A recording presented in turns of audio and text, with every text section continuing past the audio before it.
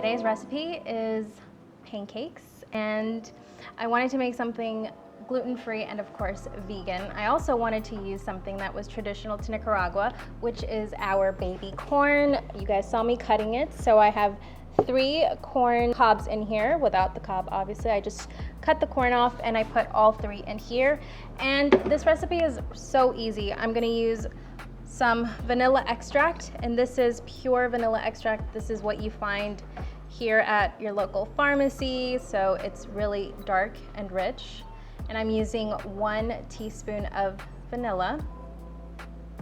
I'm then using 1 teaspoon of agave, but I'm also going to use the agave to top the pancakes with. It's going to act as our maple syrup. I'm adding a pinch of salt as well.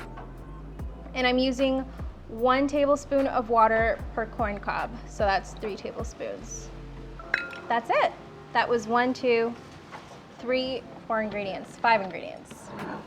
So now we're going to blend.